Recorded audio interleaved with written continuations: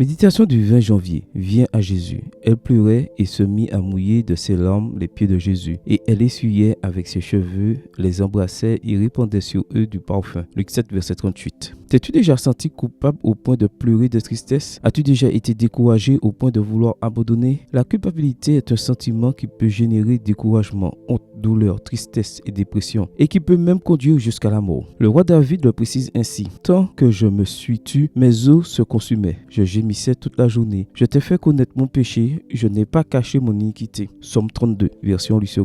Marie de Magdala portait tout cela dans son cœur. S'approcher de Jésus a été un immense soulagement, mais ne pas avoir été rejeté a été un baume de guérison. Et entendre des lèvres du Seigneur, tes péchés sont pardonnés, a été la délivrance de son âme. Comment Simon pouvait-il comprendre cela, bien qu'il était responsable d'une partie des péchés de cette femme? Il n'a jamais pu comprendre ce qu'il y avait dans ce cœur repentant. Jésus, qui connaît les pensées intérieures, a demandé à Simon. Un créancier avait deux débiteurs. L'un devait 500 deniers et l'autre 50. Comme il n'avait pas de quoi le rembourser, il leur fit grâce à tous les deux. Lequel des deux l'aimera le plus? Sans hésiter, Simon a répondu: je suppose que c'est celui à qui il a fait grâce de la plus grande somme. Puis Jésus lui a demandé: tu vois cette femme? Je suis entré chez toi et tu ne m'as pas donné d'eau pour mes pieds, mais elle a mouillé mes pieds de ses larmes et les a essuyés avec ses cheveux. Tu n'as pas répandu d'huile sur ma tête, mais elle a répandu du parfum sur mes pieds. Luc 7, versets 41 à 46. Comment te sens-tu? Qu'est-ce qui te hante? Que caches-tu? Qu'y a-t-il dans ta vie passée? Quelle est cette douleur? Pourquoi te sens-tu ainsi? Viens à Jésus. Il connaît ta vie et tes pensées. Viens à lui car il te soulagera. Touche-le car il sera un baume pour ton âme. Tu verras qu'entendre de ses lèvres, tes péchés te sont pardonnés, sera pour ta vie une délivrance. Une noble nouvelle naîtra en toi. La tristesse se transformera en joie, les pleurs en rire et la dépression en désir de vivre. Satan veut te maintenir dans son piège. Il voudrait te voir enlisé dans la culpabilité. Mais Jésus est mort pour toi. Il a payé la dette et il n'y a rien à ajouter car ses bras sont prêts à te recevoir avec amour. Ne t'enfonce pas davantage. Ne pense jamais que ton cas est impardonnable. Aucune culpabilité au monde n'est trop grande et que Dieu ne peut pardonner. Aucun pécheur n'est trop embourbé dans le péché et qu'il ne peut secourir. L'ennemi rappellera tous tes péchés à ta mémoire, suggérant qu'ils sont trop graves pour être pardonnés. Mais Jésus garde sur ses lèvres la même question: qui l'aimera le plus? Celui à qui on a plus pardonné? Souviens-toi que tout est par sa grâce. Amen. Bonne journée à vous et que le Seigneur vous bénisse.